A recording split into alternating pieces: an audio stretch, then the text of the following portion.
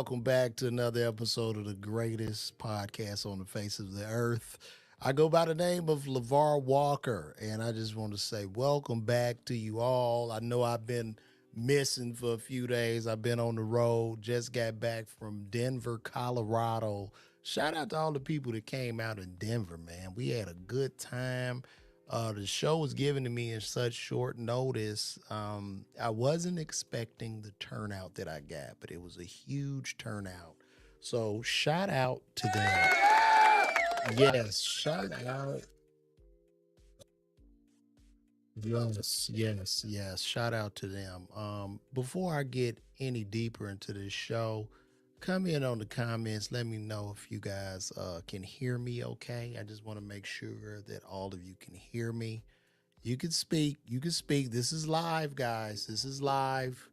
Just come in. I want to make sure that my levels are okay and you can hear me okay. Say something. Somebody. I see y'all watching.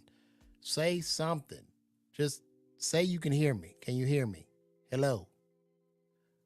We got to work together, guys. Come on. Talk to me. Good. Thank you, Raymond Fisher. You could hear me loud and clear. And thank you to 9 p.m. King. What's good, man? Yeah, like I said, man, Denver, Colorado. It was a good show. I got down. Matter of fact, I even put one of the sets up on YouTube now.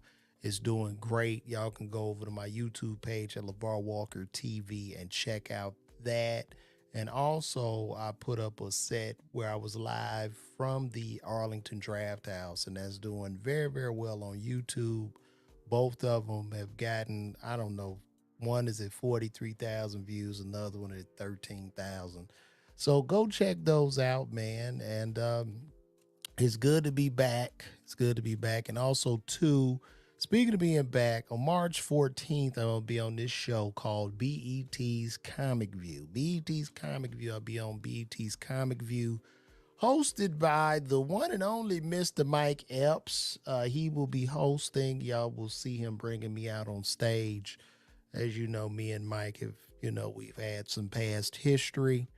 But yeah, it's all good. I know he had talked about uh, something about when Shannon did the joke, how he didn't, he just a comedian. It almost reminded me of when I did the joke, and I'm just a comedian too.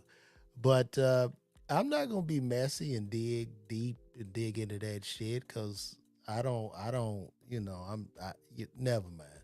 But anyway, it's good you guys are here. And me and Mr. Epps are cool too, so it's no big deal. But yeah, Denver was good. It was cold as shit in Denver. It snowed a little bit, then it cleared up and got warm. It was very, very weird. But the people in Denver definitely came out and showed love. And also too, this weekend, well, not this weekend, but March 29th, I'm gonna be at the Stardome in Birmingham, Alabama. So if you are in the Birmingham, Alabama area, come out to Birmingham, Alabama. Thank you, Jason Lee. I'm going to change that name when I get deep off into this. And so much has been going on. So much has been happening in the world. I'm just a comedian trying to figure these jokes out and grind it out and feed my family. But there's a lot going on. And we're going to start this show off. And the first thing I want to talk about is this DJ Akademiks versus Meek Mill. I don't know if you guys have been watching Twitter or watching the news, but it looked like somehow, once again, that Meek Mill got triggered by DJ Akademiks.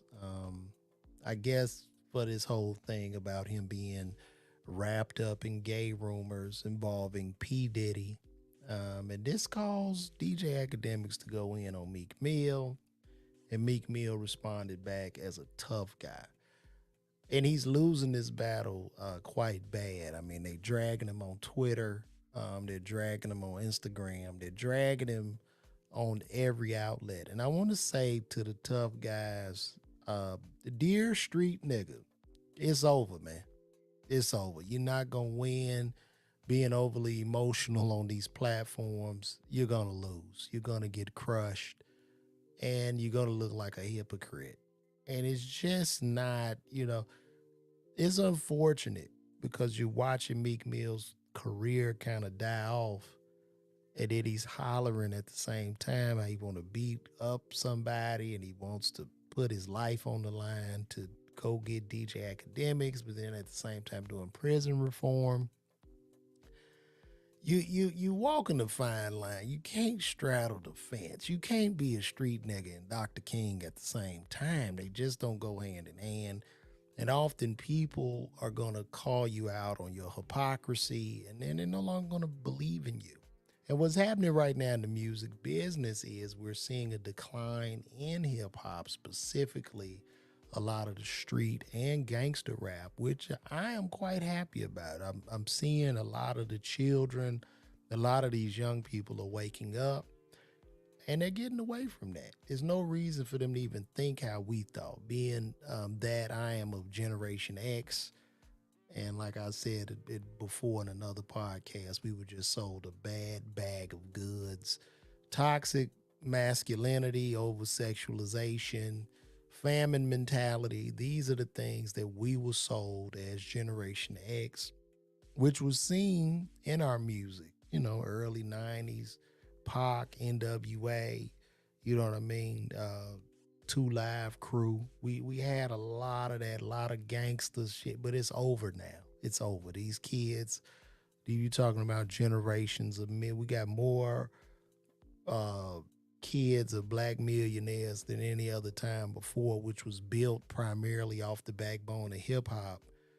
So that whole little street thing and acting tough and gangster is gonna land your ass in jail, and nobody's gonna care. Like nobody's gonna care. You're gonna go to jail. So we have to let it go. And what's happening right now is a lot of these kids getting away from gangster rap, and country music is starting to dominate the charts, which I am very, very happy about because I am a man of the people. I'm a man for black people.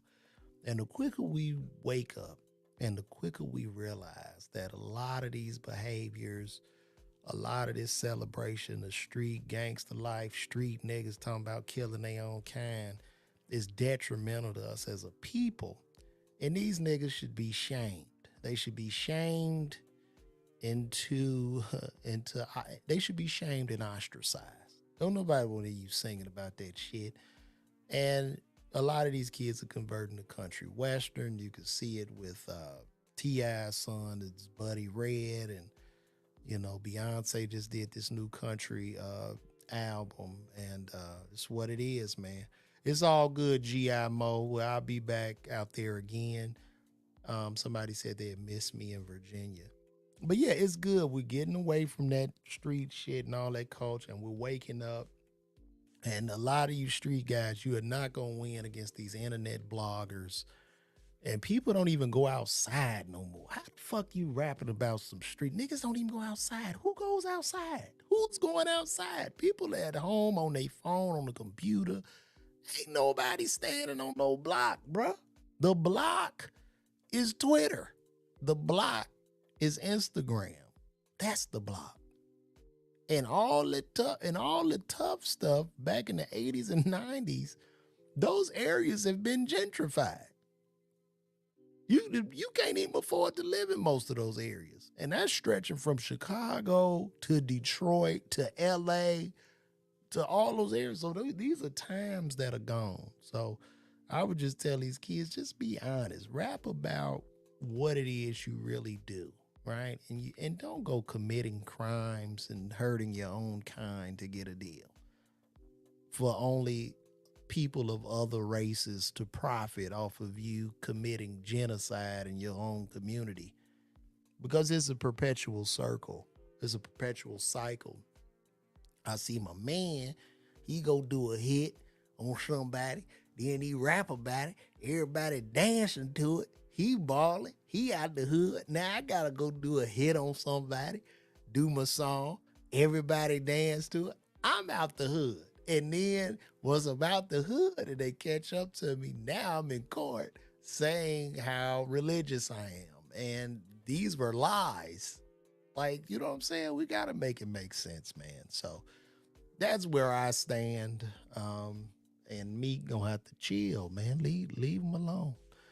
We ain't gonna be too long. Drea Michelle, what's the guy's name? Is Drea Michelle and Jaylen Brown?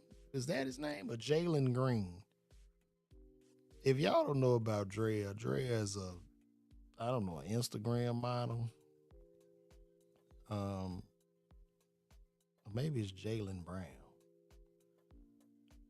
No, this is, who is it, y'all? Is it Jalen Green or Brown? She expecting a baby with Jalen Green. I'm sorry. Let me change that. Let me change it. It's Green. All right. So she's expecting a baby with Jalen Green. So let's break this down. Draya is about 41, 42 years old. This young NBA player she's having this baby with, Jalen Green, is 21 years of age. Okay. Now, also to top it off, Draya has a son the same age as Jalen Green, which means that her son will have a half brother with a brother his age, which to me is very weird and is very insane. Now, it would be quite easy for me to sit here and bash Drea and call her a predator, which is what she is primarily. I mean, we can normalize it. I mean, you have celebrities that are sticking up for Drea, and these are women that are sticking up for her. But I would just ask all these women, ask yourself this: if you had a son, right?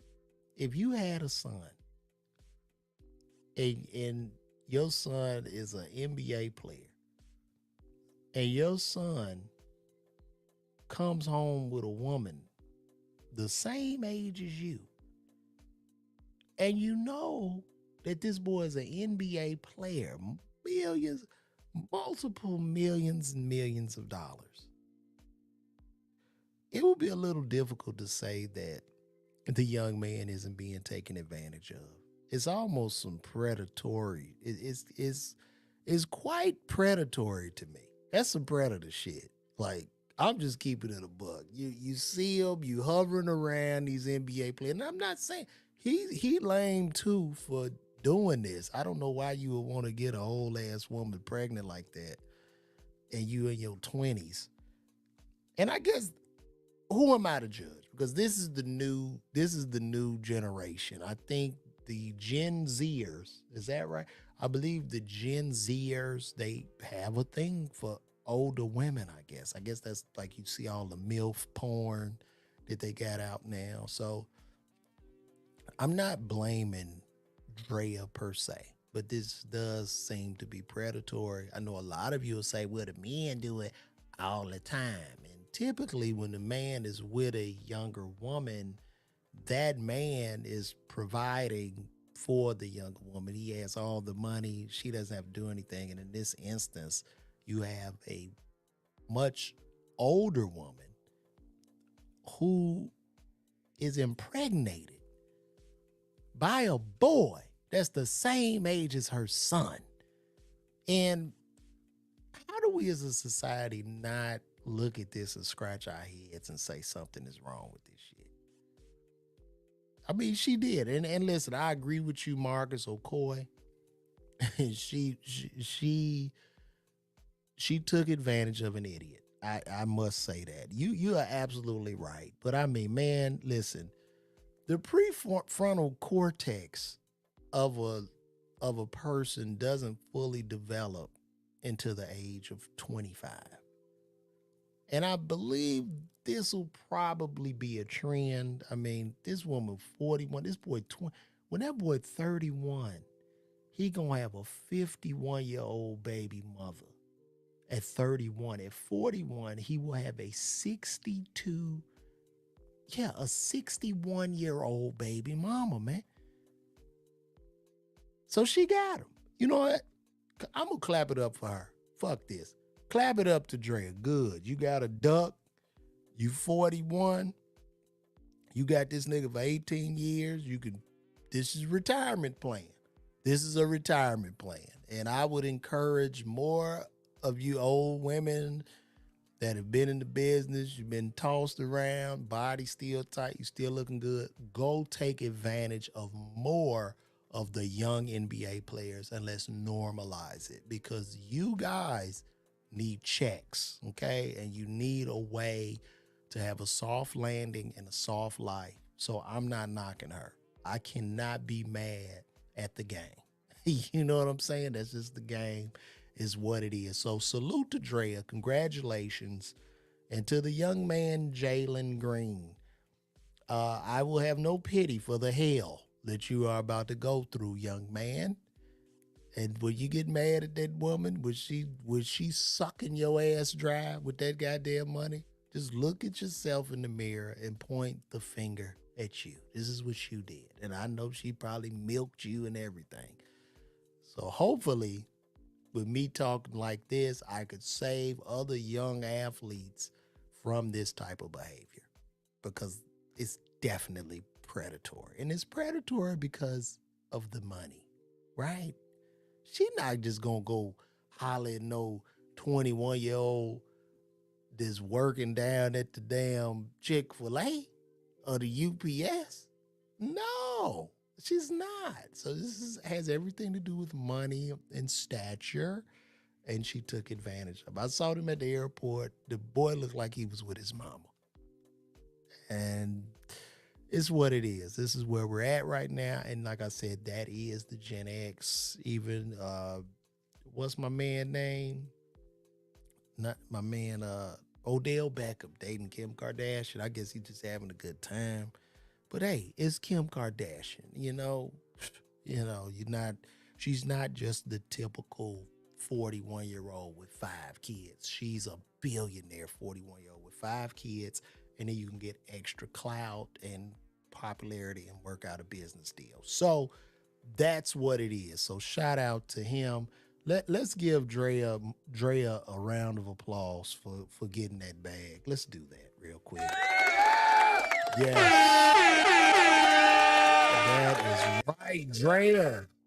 Get that money from these suckers, and hopefully Draya, maybe she could come out with like an ebook to tell a lot of these young ladies how to get other young suckers and ducks in the NBA, NFL, or the major leagues to date somebody twice their age and become impregnated. That would be great. And that would be a great e-course for you. Draya, you could teach. I'm sure they would all buy it. But the Cougars are on attack. So I'm gonna keep it moving along. I gotta get my reps back up. I'm a little bit rusty, but Kanye issued a message to Adidas. Kanye, let's see what Kanye had to say about Adidas real quick. Here we go. Let's take a look at this. Oh, Adidas, y'all tried to destroy me. And now we got the #1 song in the world. And you out here, when I was there, y'all was stealing my ideas and putting in your company. Then you dismantled my creative team. Then you started making... Hold on. Kanye needs somebody to line. He needs somebody to line that up. I want to put some clippers. I just need somebody to line Ye's goatee, like, for real. Making fake colorways. Then you paid off my lawyers while I was with you. Then you dropped me on a morality clause, even though y'all was the ones stealing my designs. Then you got the CEO coming up to me talking about, are we just gonna burn the product? Saying that directly to my face. Oh man, this is I'm done. You know what I'm saying? Shout out to Kanye, man.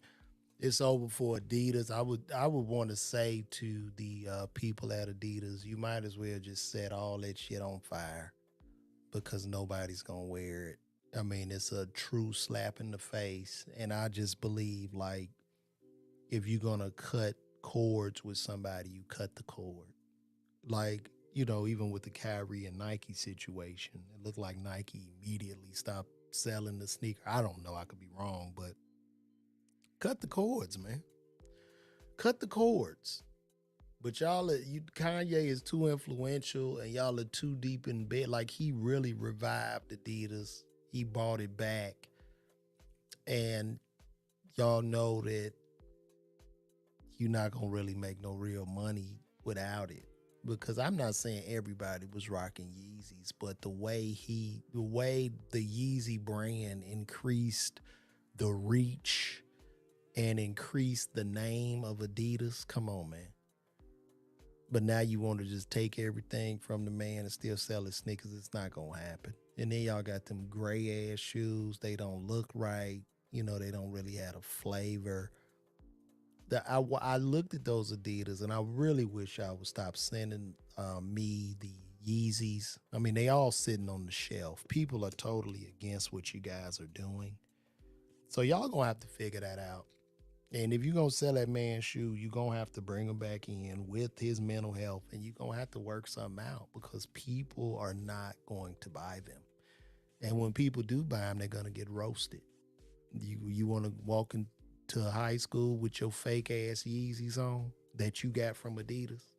They're like a sneaker that have lost their soul. Like they're just shells of shoes without the man. So Adidas, do right by the man. You know what I'm saying? Do right by him, and hopefully get him a shave. Kanye got to shave because this is Oh, Adidas. Kanye got to cut. Somebody gotta go and just line that goatee up. Please line that up. I just don't know that goatee look like it stank. Straight up, it look like food gets stuck in there, and it stank, bro. Line your joint, dog. Like, you know what I'm saying? And I love Ye. I got my Yeezys right behind me, right behind this. I got my Yeezys. So I just want my brother to line up that goatee and call me. Okay? Because I genuinely care about him. So shout out to Kanye. Yeezy, do right. Do right by Yeezy, man. Come on, we can't go down this road. I didn't watch the Oscars. I just saw clips from the Oscars. And I watched John Cena walk out there butt naked. And you know what's interesting?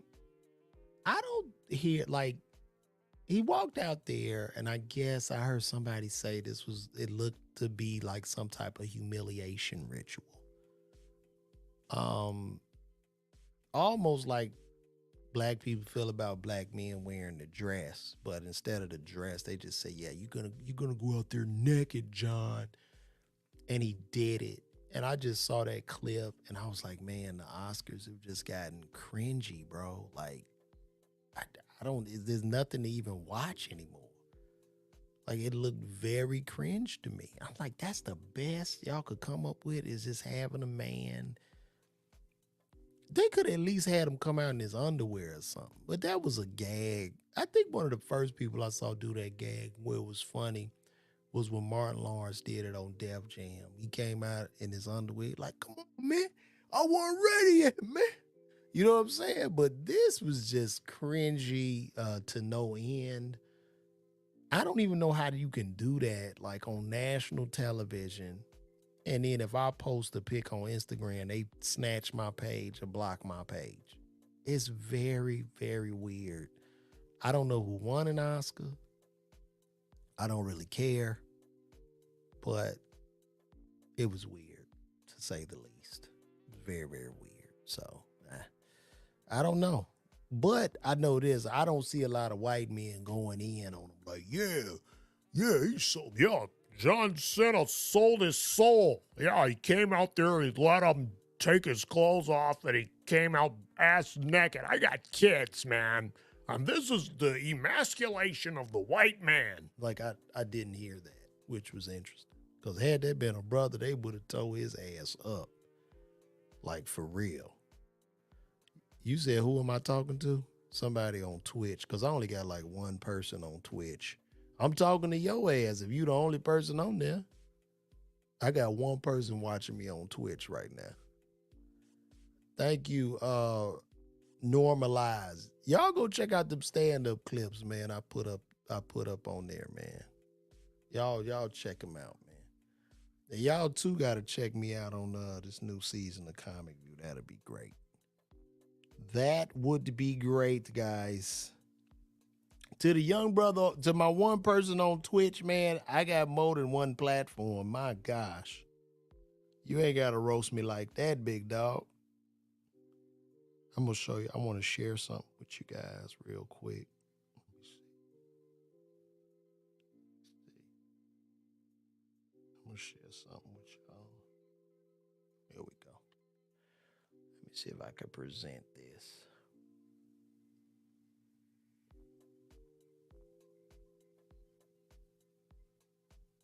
I guess it didn't even, did it upload?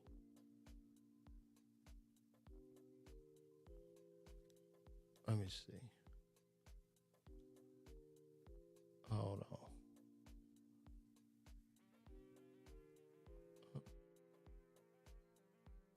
I guess it didn't pop up. Thought it did. Let me see.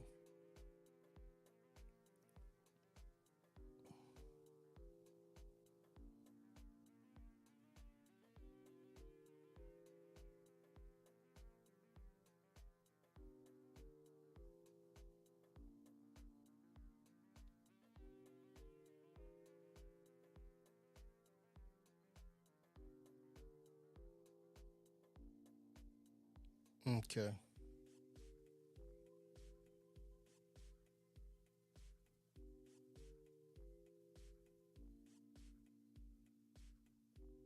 I'm just trying to show y'all something real quick if it pull up for me. I don't even know where the hell it went.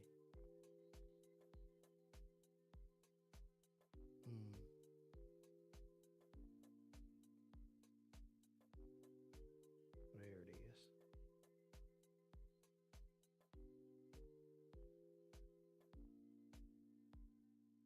Yeah, look. Let me show y'all this. I know we was talking about John Cena, but I no longer care about that. I'll show y'all this real quick.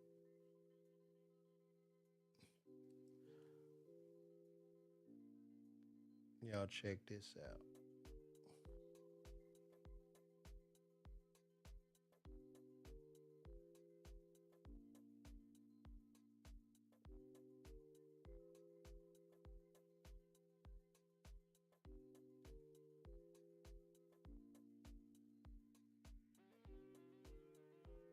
Man, come on, bro. I can't. Damn. I can't share this. Oh well. I guess I could show y'all on camera. I was trying to be all fancy with it, but so look, y'all see that? Y'all can look at that. Y'all see your boy? We're gonna be on BET Comic View. Y'all gonna see T.I. You know, I was a big inspiration in T.I. doing comedy. I used to impersonate T.I. back in the day. It was a big joke. And now y'all can watch him on BET's Comic View and doing his best LeVar Walker impersonation where he'll be impersonating me. So this will be a good show. So y'all check that out. But the Oscars wasn't shit once again. And our next topic and our last topic, our good brothers Andrew Tate. The Tate boys are back in jail again. I don't know, from some accusations from 04 and 05. And they are doing, they just want these brothers behind bars. I don't know if they did what they did. I don't know why they did it. I don't know if they right or wrong. But I guess the way he talks, the way Andrew Tate talks, he might be waking up too many people. So that's what it is, man. And now I'm about to go.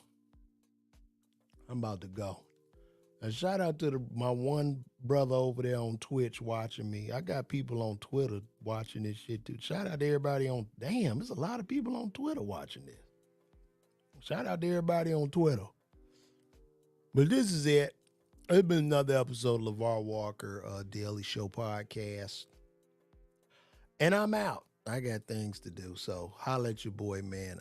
Yo, and if you are in Birmingham, Alabama, be sure to check me out at the Stardome, and also go on over to YouTube and check me out. On YouTube, I just put up 2 new videos. They're doing very, very well. Check those out, man. And let me see, what else y'all got to say here? Lady Nova, thank you for tuning in. G.I. Mo, I am 1115 over there on Twitch. What up? That's what's happening. I see all of y'all. Good. Everybody could hear me. This was a good show. Holla at your boy. This has been another episode of LeVar Walker Daily Show podcast. See you tomorrow.